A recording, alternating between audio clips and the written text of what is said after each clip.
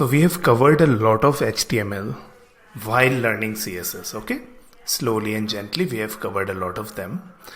And before moving to our first project, which is this one, okay? This amazing project, okay? And we'll be using these images from unrow.co. Let's go through the entire documentation of HTML from W3 schools. Okay, so very important, there are three core technologies: HTML, CSS, and JavaScript. If you give enough time to the fundamentals, if you give your 100% in mastering the basics, okay, so then everything else becomes easy for you.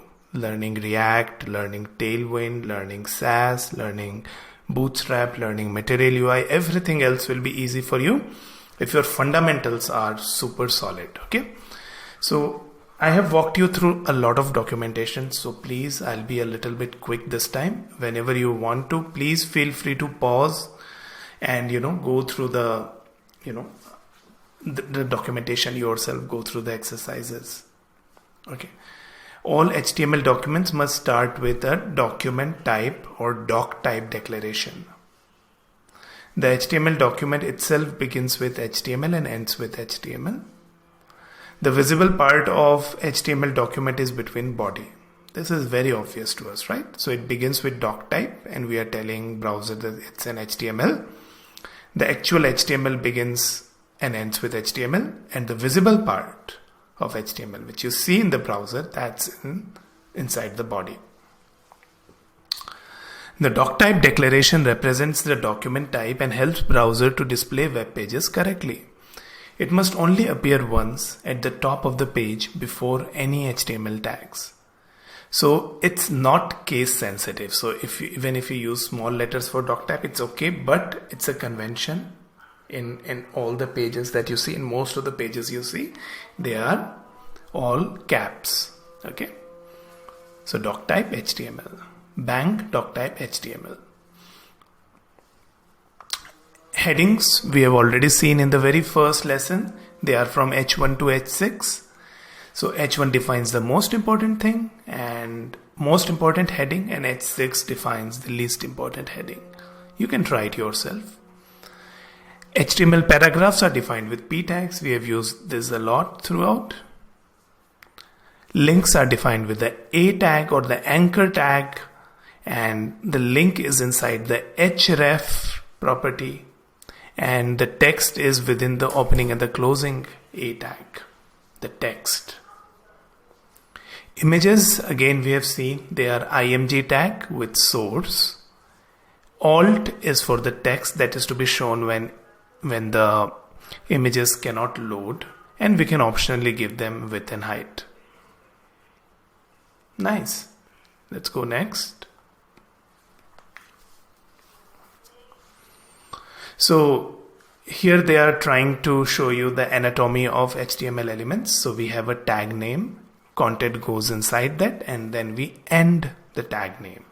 Okay, so heading 1, ending heading 1, and the content goes inside this. Paragraph, ending paragraph, and the content goes inside it.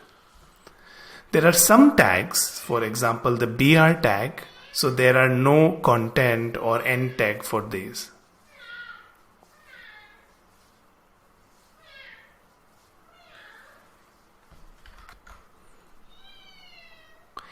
HTML elements can be nested, so there can be tag or tags inside other tags. Okay, so body has this h1, right? So there can be tags inside of other tags. Don't do this. For example, paragraph needs an end tag, so make sure that never rely on these. Okay, HTML is not case sensitive.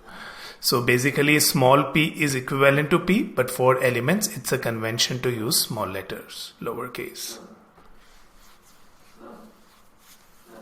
Okay. Attributes. All HTML elements can have attributes. Attributes provide additional information about elements. Attributes are always specified in the start tag. Okay. So for example, this is the start tag of A. This is the end tag of A. href attribute is defined here in the start tag. Okay. Attributes usually come in name value pairs, like name is equal to value. Here href is equal to this particular value. Image is a tag. Okay. And since image does not have content, so in the starting tag, you have this source and source attribute and so and so. They can be absolute, okay, or they can be relative to the HTML page. Width and height attribute. The image tag also contains width and height attributes, and we can specify them. Most of the times they are done with CSS. Okay. The alt attribute is important. It's often asked in interviews, what's the purpose of the alt attribute? The required alt attribute for the image tag specifies an alternate text for an image. So if the image for some reason cannot be displayed, this can be due to a slow connection or an error in the source attribute. So this is also read by the screen readers. Okay, so good for accessibility. Style attribute is used to add inline styles. So everything that you write in CSS, they can be written inside style. So color red, background yellow, whatever you want to, they can be inside style tag. You should always use lang attribute inside HTML tag to declare the language of the web page. This is meant to assist search engines and browsers. The following example specifies English as the language. Now, for example, if your web page is in Hindi and someone have their preference set to Hindi and they regularly browse Hindi pages, then it will help you reach out to them if you supply the lang attribute within the HTML. Country codes can also be added to language code in the lang attribute. So the first two characters define the language of the HTML page and the last two characters define the country. And the following example specifies English as the language and United States as the country.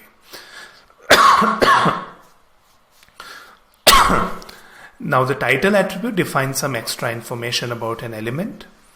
The value of the title attribute will be displayed as a tooltip when you mouse over an element. Okay, so when you mouse over them, that will be showed as tooltip. This is just a suggestion, just a recommendation that always use lowercase attributes. So HTML standard does not require lowercase attribute names. The title attribute can be written with uppercase or lowercase, like title or title.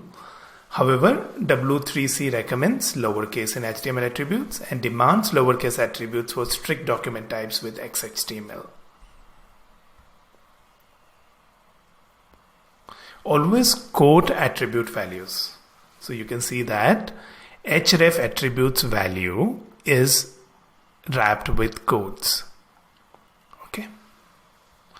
So not wrapping is bad. Okay, many times they won't be displayed correctly. Okay, so make sure to wrap them with quotes.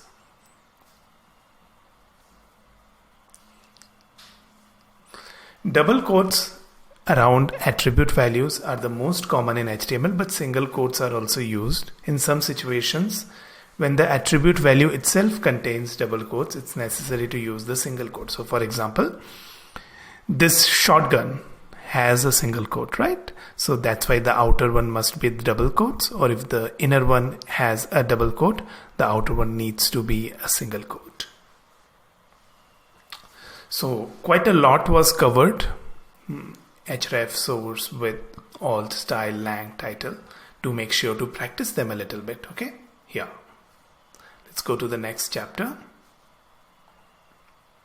Headings. So we have heading 1 until 6. Okay.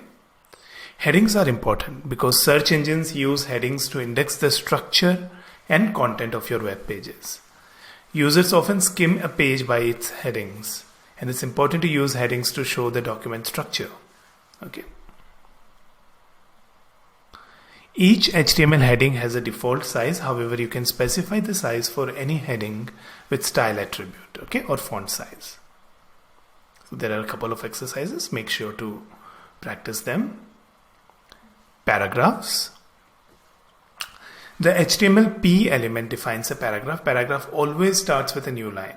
The browser automatically adds some white space, a margin before and after the paragraph.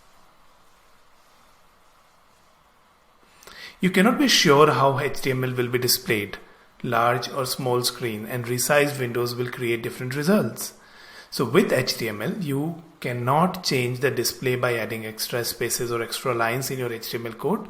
The browser will automatically remove any extra spaces and the lines when the page is displayed. Okay. HR is for horizontal rules. BR is for line breaks. So this will make sure that the line breaks when it's viewed. All these will display in the single lines, okay? Without explicitly breaking the line or horizontal rules. So it won't. The white space doesn't matter. They will be ignored.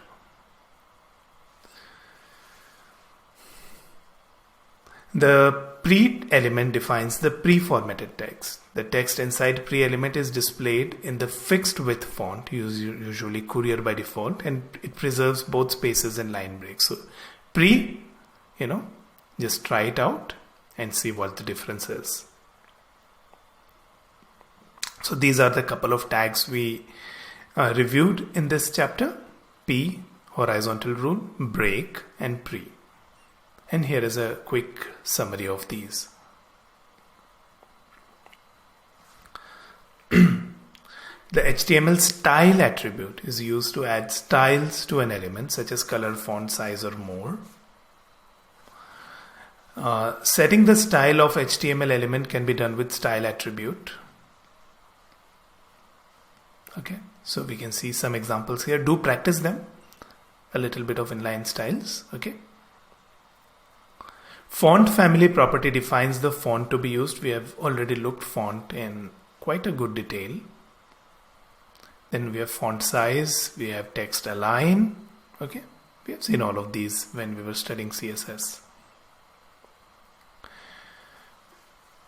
So HTML contains several elements for defining text with special meaning. So obviously if in a text something is bold or italic or subscript or superscript, they convey some special meanings, right? So for them, we have bold text, strong text, italic text, emphasized text, marked text, small text, deleted text, inserted text, subscript, and superscript. Okay, do try out these for a first-hand experience. So this makes the text bold. Strong element defines text with strong importance. Content inside this is typically displayed in bold.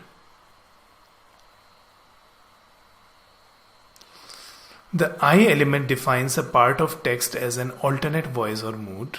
The content inside is typically displayed in italic.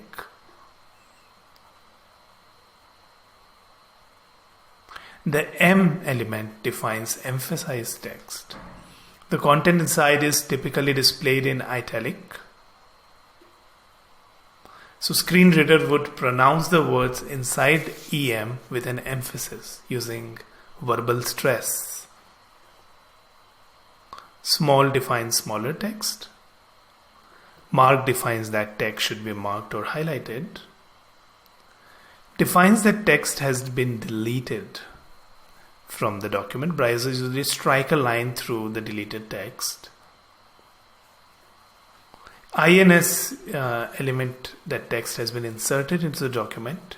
It's usually underlined by default. Subscript, this is a subscript. Super, again, that to the power, that's a little bit above is superscript. So again, very quickly we were able to review. So just it's important to know what are the possibilities, right? You necessarily don't need to remember everything, but you do need to know what are the possibilities, and you can come back to the documentation again and again as many times as you want. And we will do that when we'll move to project. I'll keep Googling things. I'll keep moving back to documentation, assuming that, we are developing a page for the first time. So B defines bold text, EM emphasized, I alternate mood, smaller, strong, subscripted, superscripted, inserted, deleted, and marked. Amazing. Whenever you feel you need some more time, just pause the video and practice it. Quotations and citations. Okay.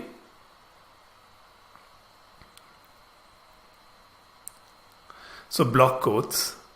HTML block quote element defines a section that is quoted from another source, and they usually indent the block quote. Okay. So if you try it yourself, you'll be able to see it. So it by default just indents it, but you're free to use CSS to give it any kind of styles. The Q tag defines a short quotation. Okay, so for example here it's a short quotation, right? So this is a short quotation, right? So here actually if you see, this is a paragraph and these are Q. So you can also think of these as inline quotes. And the benefit of having these special tags is that you can target these tags and throughout your website give them a very special look and feel, right? So it's always good to have these. The ABBR defines abbreviation or acronym like HTML, CSS, Mr., Dr., as soon as possible, ATM. Marking abbreviation can give information to browsers, right? Or to translation system or to search engines. The global title attribute to show description for abbreviation when you mouse over. So for example, if you use abbreviation WHO, right? So you can use them within an ABBR abbreviation tag and also give it a title so that on mouse hover or for screen readers they will be read out. Okay. Address tag defines the contact information for the author or the owner of the document or the article. The contact information can be email address, URL, physical address, phone number, social media handle, anything like that.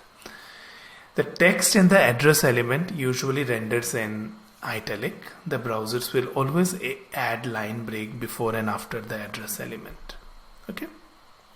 Site, right? So site tag defines the title of a creative work. Okay. A person's name is not the title of the work. In the text in the site element, it usually renders in italic. The scream by so and so painted in so and so, right? The BDO means bidirectional override. It is used to override the current text direction. Okay. So for example, so if you read the text here, the way we have written is this text will be written from right to left. And in the BDO tag, we have declared direction to be the RTL. So maybe the direction of the entire page is left to right, but for this particular section, BDO, okay, we are overriding the direction of the text. So here you can see it's going from right to left. I'll close the unnecessary windows. So these are the windows. Feel free to do the exercises. Comments. So this is the way you write comments in HTML. They are basically for developers, and so they can be in line or they can be multiple line. Yeah, do practice them. It's useful. Colors we have seen in great detail, right? RGB, hex, HSL, everything we have seen already. CSS stands for Cascading Style Sheets. Okay. And they can be inline, they can be internal, they can be external. Okay. Inline means within the element. So within the element, when you're using the style attribute, that's inline CSS. Internal CSS is when you use the style tags within the head of the page. And external CSS is when the CSS is in an external file and you use the link tag to bring it in, to refer it. Okay, so these are the two kinds. Then we have color, font family, font size. We have already played around with these. We have already played around with border, padding, margin. Okay, so yeah, feel free to go through this page and these exercises. Links, we use a or anchor and href attribute. Okay.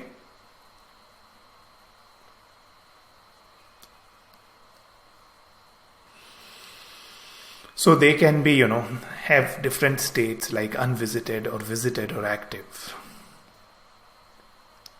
What is the target attribute? You will see it often, and this is often asked in interviews as well.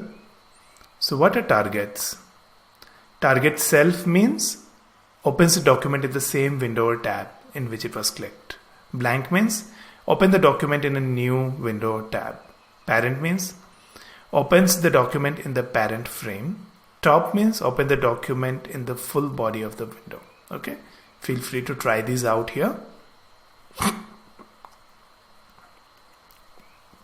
Absolute URLs. So these are all absolute URLs. And these are relative URLs, right? So we use slash or directly if this is in the same, place where the HTML is. Links can be, you can use images as links. So you have an A tag, href, and inside that we have image. Okay, so that image becomes a link. How do you link to an email address? In the href, you use mail to inside of href. Okay, this is the answer. Can a button used as a link? To use HTML button as a link, you have to have some JavaScript code. The JavaScript allows you to specify what happens, right? So in button on click, you can write some JavaScript. So why is it important to have titles for the link? The title attribute specifies extra information about an element. The information is most often shown as tooltip text when the mouse moves over the element. Okay. So now what's the difference between title and alt? This can be a very obvious question, right? So title is shown when the mouse is hovered, okay, and alt when an image cannot be loaded. Again, absolute and relative URLs, we know, covered a lot here. Colors, we have, explored it a lot. Feel free to, go through the documentation. Bookmarks. So HTML links can be used to create bookmarks. So you have noticed, right? For example, within the page, you can travel, jump to the beginning and all of those things. They usually happens with bookmarks. You can, bookmark a particular heading. So here, ID is C4. And to a link, I'm telling that href is pound C4. So this is called bookmark. Let me show you the example in case it's something new to you. So here, if I click jump to chapter 4, it jumps to chapter 4, right? If I click jump to chapter 10, then it jumps to chapter 10. How does this happen? So it happens this way. What is the href of this jump to chapter 4? It's pound C4. And if you see chapter 4, the heading has an ID of C4. So this is how we create bookmark links. Okay, really simple stuff. Images. Okay, so images, let's see if there's anything new here. We know source, we know alt. We have practiced a lot of images so far. Okay, they can be relative. We can give inline styles if required.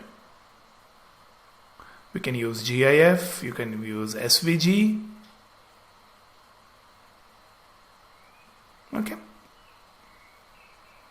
nice.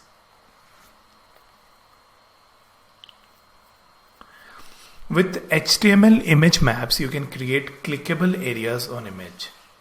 Okay, so first of all, practice it a little bit so that you are comfortable with it. And if you are asked, how can you make clickable areas in HTML? So then you say that, it's done with the map tag. Okay, the HTML map tag defines an image map. An image map is an image with clickable areas. The areas are defined with one or more area tags.